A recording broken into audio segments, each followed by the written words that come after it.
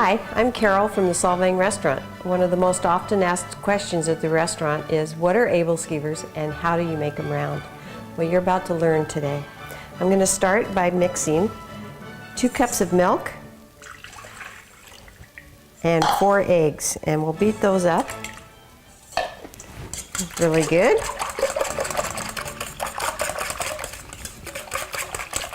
And then we're going to add 3½ cups of Æbleskiver mix, or a pound.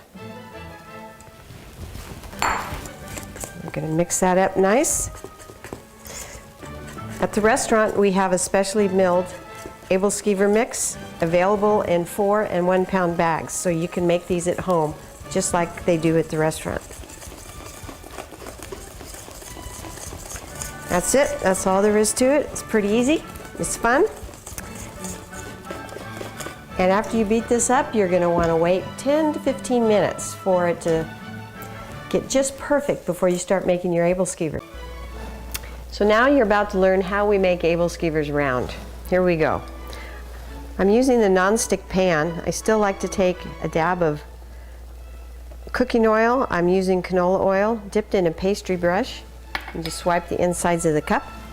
And we're going to fill the wells almost to the top with the Æbleskiver batter.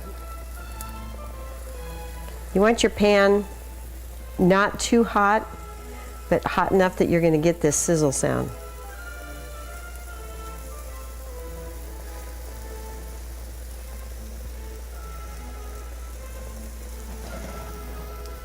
Before you get proficient at this, your Æbleskivers may look like footballs or Pac-Man, but keep practicing because you'll get it for sure. Just want to make sure the edges are clean. You can run your skewer or your knitting needle around the edges. Loosen up your Æbleskiver. There we go. And when it starts to bubble up, they'll be ready to start churning. And one thing you want to do is you want to make at least 3 to 4 turns, not plop them right over. That's how we'll get them nice and round. So we're going to do a little twist and lift, quarter turn, just like this. Now that batter's going to run down and start the cooking. And as that cooks up and bubbles, then we'll make our next turn. I'd like to tell you a little bit about how Æbleskivers were invented. There's 2 theories. One, Æbleskiver translates into apple slices. They were very popular in Denmark, dipped in batter. Apple slices were dipped in a batter and deep fried.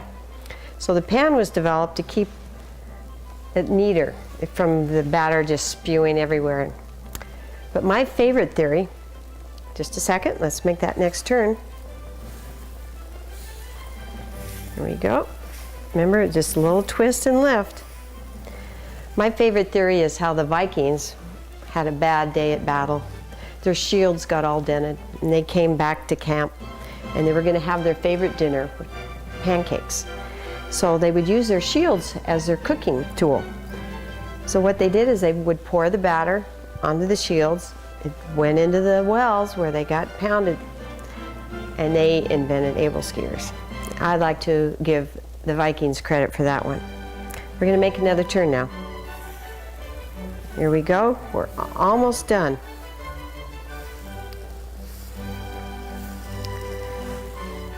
Won't be long and you'll be making the perfect round Æbleskivers. During Danish days in Solvang, they serve these on the streets to thousands and thousands of people every year. It's the 3rd weekend in September. If you're ever in Solvang, make sure you stop by. Okay, here's our last turn. We're going to just flip them over, close up that hole.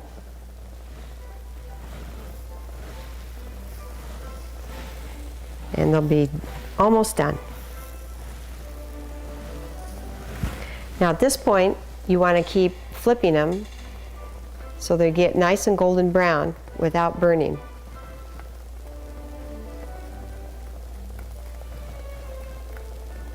Everybody has their favorite way of eating Æbleskivers.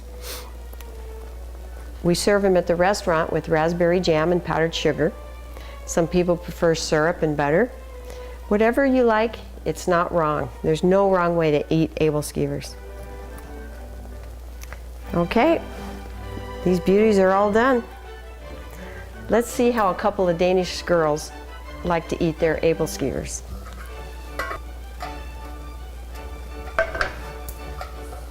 Here we go.